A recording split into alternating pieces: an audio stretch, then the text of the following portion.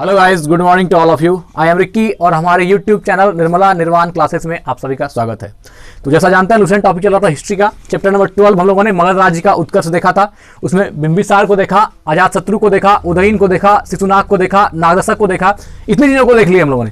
चलिए अब सिकंदर को देखते हैं। चैप्टर नंबर 13 है सिकंदर। सिकंदर के बारे में, इनकी जीवनी और इनसे रिलेटेड जो टॉपिक है आज हम लोग देखेंगे। पॉइंट वाइज पॉइंट चलेगा सिकंदर का पूरा जीवनी और उन्होंने क्या क्या कहा, क्या क्या जो भी उनके बारे में, सिकंदर के बारे में सब चीज़ हम लोग पढ़ेंगे। तो आइए स्टार्ट करते हैं। तो सिकंदर जो है एक मैसेडोनिया का ग्रीक शासक था। मैसेडोनिया ग्रीक शासक कौन था? सिकंदर। आइए इसके बारे में पढ़ते हैं। तो सिकंदर का जन्म कब हुआ? 356 ईसा पूर्व। सिकंदर का जन्म 356 ईसा पूर्व। देखिए सिकंदर को विश्व विजेता है ना, विश्व विजयी भी कहते हैं। हम लोग जानते हैं कि सिकंदर का एक तथाकथित नाम विश्व विजयी भी है, विश्व विजेता भी है।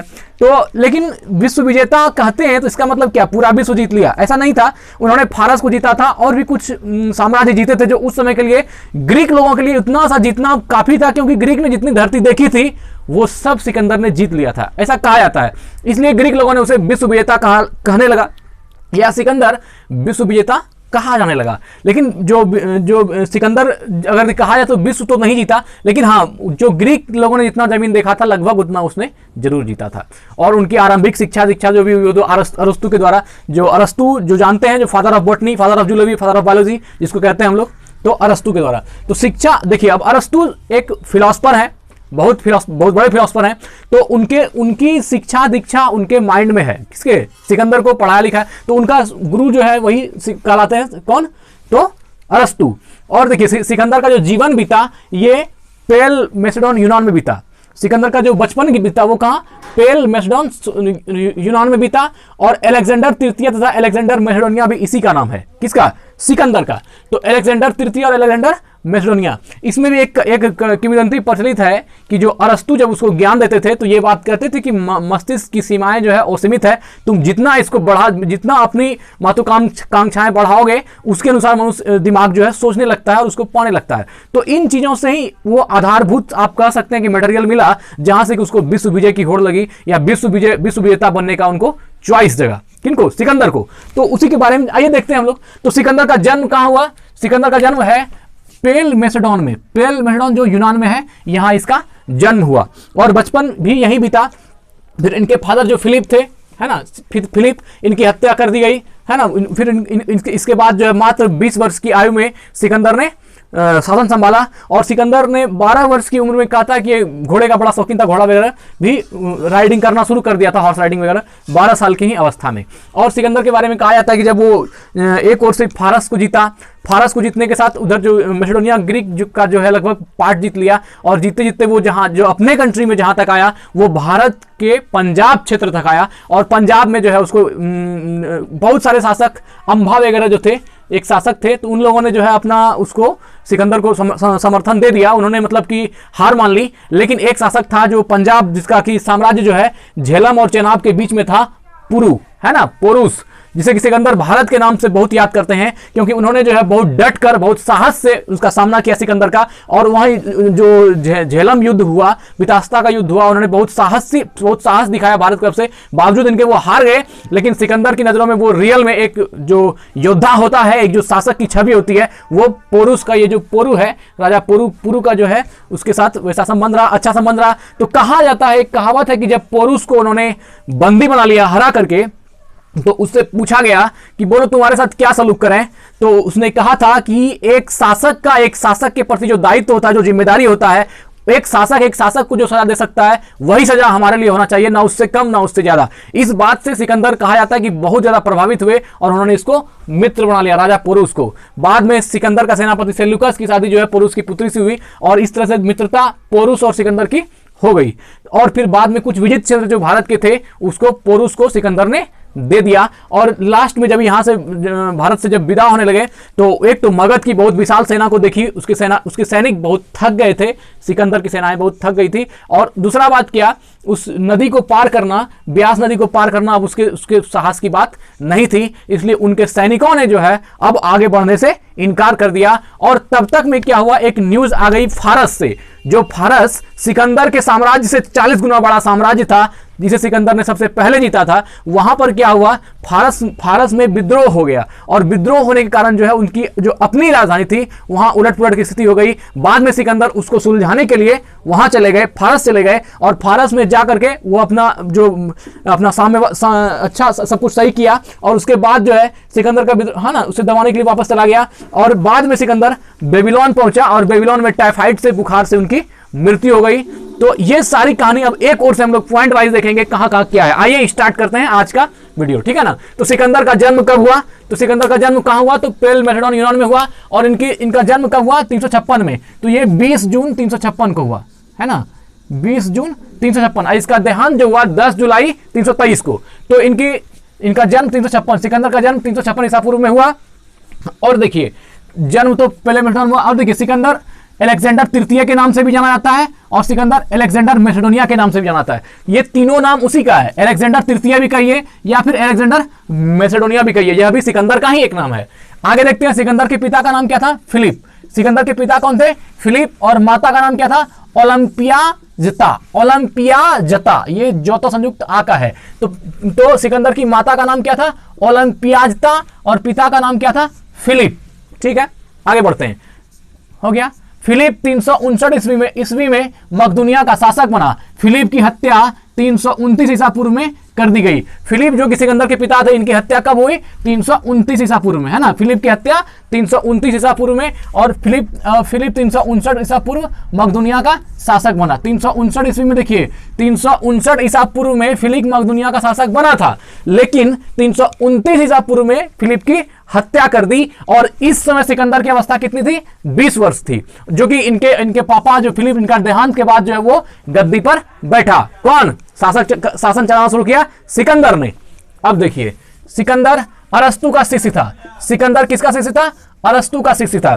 एक किंवदंती में कहा जाता है मित्र कि जब सिकंदर का जन्म हुआ था तो सिकंदर के जन्म के समय जो इम्फेसिस एक जगह था और उस जगह पर जो है वहां एक बहुत बड़ा मंदिर था, है ना। माँ डायना की बहुत बड़ी मूर्ति थी, बहुत बड़ी मंदिर थी, वो 7 अजूबे में से एक था। और उस डायना में जो है जब जिस दिन इसका जन्म हुआ उस दिन उस डायना में आग लग गई। तो आग लग गई तो महर्षियों ने कहा कि ये जो है इस बालक का जन्म जो है बहुत ही बड़ा अपशगुन है इन ग्रीक वासियों के लिए, क्योंकि इसके जन्म के दिन आग लगा मंदिर में और ये जो है 7वां आश्चर्य में एक आश्चर्य था। तो उसी समय ऋषि महर्षि ने उसको देखा और उसके बारे में कल्पना की थी कि यह जो है पूरे एशिया के लिए बहुत ही बड़ा जो है खतरा है, मतलब ये अपशगुन है, ऐसा उसके जन्म के समय ही ये घोषणा कर दिया था। ठीक है, आगे बढ़ते हैं। सिकंदर का किसका शिष्य था, अरस्तु का। सिकंदर शिष्य था अरस्तु का। ठीक है, अब देखते हैं सिकंदर ने भारत विजय का अभियान 326 ईसा पूर्व में आरंभ किया। सिकंदर ने भारत विजय का अभियान कब आरंभ किया, 326 ईसा पूर्व में। देखिए इसके पहले तो उन्होंने अपना जहां पर था मकदूनिया में था, वहां तो बहुत सारा साम्राज्य जीता ही, फारस वगैरह को जीता ही, लेकिन बाद में जो है भारत विजय के लिए जब पहुंचा तो यह अभियान 326 ईसा पूर्व में प्रारंभ किया। और देखिए भारत में जब आया तो यहाँ पर तक्षशिला में चाणक्य लोग उसमें शिक्षक के रूप में कार्य करते थे और नंद वंश का शासक था भारत पर। लेकिन नंद वंश के मैक्सिमम शासकों ने उसको मतलब जो है उसके सामने नतमस्तक हो गया और अपना हार स्वीकार कर लिया था। लेकिन पोरुष को छोड़ करके बाकी किसी भी भारतीय शासक ने उसके साथ अगेंस्ट में मतलब जो एक साहसिक युद्ध होता है नहीं कर सका था। ठीक है, अब देखिए आगे देखते हैं। तो यहां तक भारत का विजय हो गया। भारत विजय का अभियान 326 ईसा पूर्व में प्रारंभ किया। और देखिए एक बहन भी थी, सिकंदर को एक बहन भी थी, और एशिया माइनर आधुनिक तुर्की, ये जो एशिया माइनर है आधुनिक तुर्की, ये उसके पिता का जो फिलिप था, फिलिप का सपना था कि मैं एक बार मैं इस एशिया माइनर को जीत लूं। एशिया माइनर जो आज आधुनिक तुर्की जिसको कहते हैं, इसको जीतने के लिए फिलिप ने बहुत जद्दोजहद और बहुत बड़ा ख्वाब देखा था कि हम इस एशिया माइनर को जीतेंगे, और बाद में इसको सिकंदर ने जीता भी। एशिया माइनर जो आज आधुनिक तुर्की है। तो क्वेश्चन आ सकता है कि जो उसमें एशिया माइनर कहा किसको होता था, आधुनिक तुर्की को कहा जाता था। ठीक है, और देखिए फारसी साम्राज्य सिकंदर के साम्राज्य से 40 गुना बड़ा था। जो फारसी साम्राज्य को सबसे पहले जीता वो कितना, सिकंदर के साम्राज्य से कितना बड़ा था, 40 गुना बड़ा था, है ना। शासक डेरियस तृतीय, उस समय फारस का शासक कौन था, डेरियस तृतीय, इसी को हराया, डेरियस तृतीय को हराया और फारस में सिकंदर गद्दी पर बैठ गया, है ना, तो वहां का राजा बना। फिर क्या किया जानते हैं मित्र, जब वो फारस में बैठ गया तो नया शासक को देख करके फारस की जनता उतना ज्यादा इससे ये नहीं हुई, तो इसने क्या किया, फारस में रुखसाना तृतीय से शादी कर ली अपना, और शादी करने के बाद फारस तो इसका हो गया। जब इसकी शादी भी हो गई उसी, तो वहां के लोगों ने धीरे धीरे इसको अपना मानना शुरू कर दिया और वहां के बहुत बड़े शासक बने। शासक डेरियस तृतीय को अरबेला के युद्ध में हराया। अरबेला के युद्ध में किसने हराया, शासक डेरियस तृतीय को, तो ये सिकंदर ने हराया अरबेला के युद्ध में, है ना।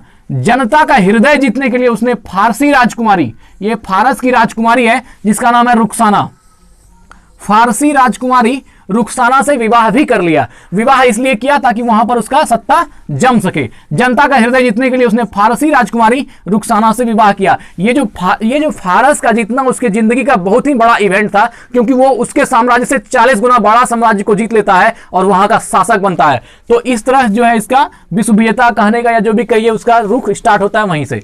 ठीक है, विवाह कर लिया। अब देखिए आते हैं तथाकथित विश्व विजय। तथाकथित विश्व विजय फारस विजय से अधिक नहीं था। ये जो विश्व विजय इसको कहा गया है, ये फारस विजय से ज्यादा अधिक नहीं था, ऐसा इतिहासकार लोग मानते हैं, क्योंकि फारस को जीतना ही बहुत बड़ी बात थी, उसमें बहुत बड़ा साम्राज्य था। तो तथाकथित जो विश्व विजय है ये फारस विजय से अधिक नहीं थी। आगे देखते हैं, तक्षशिला के राजा, है ना, तक्षशिला के राजा आम्भी, तक्षशिला के राजा आम्भी ने सिकंदर की अधीनता स्वीकार कर ली। ये जो राजा तक्षशिला के आम्भी थे, देखिए उस समय तक्षशिला का जो टीचर चाणक्य जो है, नंदवंश जो चाणक्य जो मौर्य को बनाया, तो चाणक्य उस समय तक्षशिला में शिक्षक थे। और ये जो तक्षशिला का राजा था कौन था, आम्भी। आम्भी ने सिकंदर की अधीनता को स्वीकार कर लिया, उसने सिकंदर की अधीनता को स्वीकार कर ली। और देखिए पोरू, है ना, पोरूस का राज्य झेलम और चेनाब नदी के बीच बसा था। जो ये संशासक था पोरू, जिसको पोरूस भी बोलते हैं, तो इस पोरूस का जो राज्य था ये कहां था, झेलम और चिनाब नदी के बीच बसा था। यहीं पर जो पोरूस और सिकंदर के बीच जो युद्ध हुआ, उसी युद्ध को हम झेलम का युद्ध, वितास्ता का युद्ध, ये सब उसी का नाम उसी को कहते हैं, है ना। हाइडे स्पीच का युद्ध कर लीजिए, झेलम का युद्ध कर लीजिए, वितास्ता का युद्ध कर लीजिए, ये तीनों युद्ध पोरस और सिकंदर के बीच ही हुआ है। एक ही का तीनों नाम है। तो पोरूस का राज्य झेलम और चेनाब नदी के बीच था। फिर वह ब्यास नदी तक पहुंचा, है ना, उसके बाद वो ब्यास नदी तक पहुंचा, पर सेना ने ब्यास नदी पार होने से इनकार कर दिया और मगध के नंद शासक की विशाल सेना से युद्ध न करने की सलाह दी। उसके सैनिकों ने, बात है कि वो जीतते हुए एक तरफ से आ रहा था, तो वह ब्यास नदी तक पहुंचने के बाद ब्यास नदी को एक तो पार करना, और दूसरा बात मगध की विशाल सेना को देख करके सैनिक भयभीत थे, क्योंकि उसको ये बात लग रहा था कि अब हम जीत पाएंगे नहीं, क्योंकि इसकी सेना क्या है, बहुत विशाल है। नंदवंश के पास बहुत विशाल, मगध साम्राज्य बहुत बड़ा था और उसके पास बहुत ज्यादा सेनाएं थी।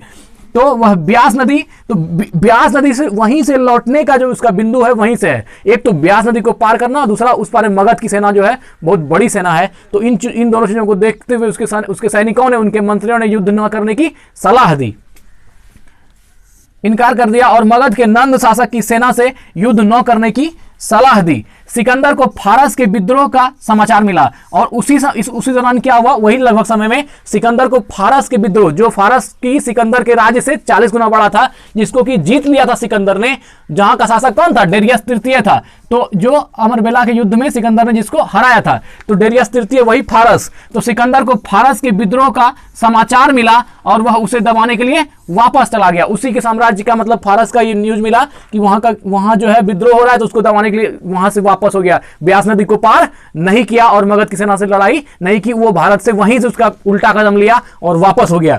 ठीक है, सिकंदर 323 ईसा पूर्व में बेबीलोन पहुंचा, 323 ईसा पूर्व में बेबीलोन पहुंचा और वहां उसे भीषण बुखार, है ना, वहां उसे भीषण बुखार अर्थात टाइफाइड, भीषण बुखार टाइफाइड ने जकड़ लिया और 33 वर्ष की आयु में 10 जून को वहीं सिकंदर की मृत्यु हो गई, वहीं सिकंदर की मृत्यु हो गई। कुछ पॉइंट इधर है, अब इसको देख लेते हैं, है ना। आइए, सिकंदर का सेनापति सेल्यूकस निकेटर था, है ना, सेल्यूकस निकेटर था। सिकंदर का सेनापति कौन था, सेल्यूकस निकेटर। सिकंदर का सेनापति सेल्यूकस निकेटर था। आगे का पॉइंट देखते हैं, सिकंदर को पंजाब के शासक पोरस के साथ युद्ध करना पड़ा, जिसे हाइडे स्पीच के युद्ध या झेलम का युद्ध या बितस्ता का युद्ध, तीनों बितस्ता का युद्ध, तीनों एक ही है ना। सिकंदर को पंजाब के शासक पोरस के साथ युद्ध करना पड़ा, जिसे हाइडे स्पीच के युद्ध या झेलम या बितस्ता के युद्ध के नाम से भी जाना जाता है। तो तीनों में कंफ्यूज नहीं होना है, तीनों एक ही चीज है। अब आगे देखते हैं। सिकंदर की सेना ने ब्यास नदी के पश्चिमी तट पर पहुंचकर उसे पार करने से इनकार कर दिया। मतलब कि अब वो सैनिक भी एक सैनिक है, थक जाता है बारिश में और धूप में, हर चीज में। मतलब ऐसे कहा जाता है कि बारिश के रीजन से ही वो कमजोर हो गया था सैनिक उसका, और वहीं से वापस लेने का डिसीजन किया। सिकंदर की सेना ने ब्यास नदी के पश्चिमी तट पर पहुंचकर उसे पार करने से इनकार कर दिया। सिकंदर स्थल मार्ग द्वारा 325 ईसा पूर्व में भारत से लौटा। तो स्थल मार्ग द्वारा कब लौटा? 325 ईसा पूर्व में। 325 ईसा पूर्व में भारत से लौटा। ये पंजाब तक ही गया था, वो भी पोरस से सामना ही किया था, बस वहीं से वापस हो गया। सिकंदर की मृत्यु 323 ईसा पूर्व में बेबीलोन में 33 वर्ष की अवस्था में हो गई। इनकी मृत्यु 33 वर्ष की अवस्था में बेबीलोन में हो गई। कहां हो गई? बेबीलोन में। सिकंदर की मृत्यु 33 वर्ष की अवस्था में बेबीलोन में हो गई। सिकंदर का जल सेनापति कौन था? निर्याकस था। सिकंदर का जल सेनापति क्या नाम था? निर्याकस। सिकंदर का जल सेनापति, देखिए दो सेनापति, एक जल सेनापति निर्याकस और सिकंदर का सिर्फ सेनापति कहेगा तो कौन था? सेल्यूकस निकेटर, है ना। सिकंदर का सेनापति सेल्यूकस निकेटर और जल सेनापति निर्याकस था। सिकंदर का प्रिय घोड़ा का नाम क्या था? बाउकेफेला। सिकंदर का जो प्रिय घोड़ा था, जिसे वो बहुत मानता था, उस घोड़े का नाम क्या था? बाउकेफेला था। इसी घोड़े के नाम पर इसने झेलम नदी के तट पर बाउकेफेला नामक नगर बसाया, है ना। बाउकेफेला नामक नगर बसाया। उसके घोड़ा का नाम था बाउकेफेला और उसी घोड़ा के नाम पर जो है उसने क्या किया? झेलम नदी के तट पर, है ना, उसी घोड़ा के नाम पर झेलम नदी के तट पर बाउकेफेला नामक नगर बसाया। तो ये था सिकंदर। और देखिए सिकंदर 323 ईसा पूर्व में बेबीलोन पहुंचा और वहां उसे भीषण बुखार हो गया ना, वहां उसे भीषण बुखार ने जकड़ लिया। अतः 23 वर्ष की आयु में 10 जून को वहीं सिकंदर की मृत्यु हो गई। तो 10 जून 323 ईसा, है ना, 10 जून 323 ईसा पूर्व में सिकंदर की मृत्यु बेबीलोन में बुखार के कारण, टाइफाइड के कारण हो गई। और मरने के बाद ऐसा कहा जाता है कि सिकंदर ने कहा था कि जब हम मर जाएं तो जो मेरी अर्थी थी, जब उसको दफन के लिए जाने लगा तो उसके दोनों हाथ जो है ताबूत से बाहर थे, मतलब बाहर ऐसे लटके हुए थे और खुले थे, क्योंकि उसका कहना था कि जब मेरी मृत्यु हो जाएगी तो जब तुम लोग जब अपने सेनापति से कहा था कि जब हमको दफनाने के लिए या जो ले जाया जाए तो उसमें दिखाया जाए दुनिया को कि मेरा दोनों हाथ जो है बाहर की तरफ ताबूत से लटका हुआ है, मतलब खाली हाथ था, आए थे और खाली हाथ जाएंगे। ये मैसेज वो जमाने को देना चाह रहा था कि सिकंदर भी जो विश्व विजेता है वह भी इस धरती से कुछ लेकर नहीं जा रहा है, बस खाली हाथ जा रहा है। तो ये मैसेज उनको देना था दुनिया को, और ये उन्होंने दे करके 33 वर्ष दिया और 33 वर्ष की अवस्था में उनकी मृत्यु हो गई। ठीक है, तो ये था सिकंदर महान। और इसके बाद सिकंदर के बाद अब जो लास्ट चैप्टर आने वाला है वो है मौर्य साम्राज्य, है ना, मौर्य साम्राज्य, वो चैप्टर नंबर 14 मौर्य साम्राज्य। तो इसमें सिकंदर से रिलेटेड जो भी था क्वेश्चन आ गया। और एक पॉइंट बच गया है, सिकंदर ने जितना चीज जीता था, विजित जो क्षेत्र थे सिकंदर के, उन विजित क्षेत्रों में क्या क्या नाम था आइए देख लेते हैं उनको। तो पहला है ईरान है, सीरिया है, मिस्र। ईरान, सीरिया, मिस्र, है ना, मेसोपोटामिया, फिनिशिया, जुदेया, गाझा, बैक्टीरिया और भारत में पंजाब तक आया था। तो ये उसके द्वारा विजित क्षेत्र थे जो उन्होंने जीता था। क्या क्या था? ईरान जीता था, सीरिया को जीता था, मिस्र को, मेसोपोटामिया को, फिनिशिया को, जुदेया को, गाझा को, बैक्टीरिया को और भारत में कहां तक? पंजाब तक आया था। और उसको हम लोग क्या कहते हैं? विश्व विजेता। तो ठीक है, सिकंदर का यहीं पर लास्ट हो जाता है। और अगले दिन अगली वीडियो में हम लोग मौर्य साम्राज्य देखेंगे, आएगा चंद्रगुप्त मौर्य, चाणक्य, इन सब के बारे में जानेंगे। तो चैप्टर नंबर 14 अगली वीडियो में। और आप मित्रों से कहना चाहता हूं कि जिसको भी हमारा वीडियो क्रम वाइज देखना है शुरू से हिस्ट्री का, तो वो हमारे निर्मला निर्वाण चैनल के प्लेलिस्ट में जाइए, वहां प्राचीन भारत नाम का प्लेलिस्ट होगा, उसको ओपन कीजिए, एक ओर से सारा वीडियो आपको मिल जाएगा। ठीक है, आपके उज्जवल भविष्य की कामना करता हूं। धन्यवाद।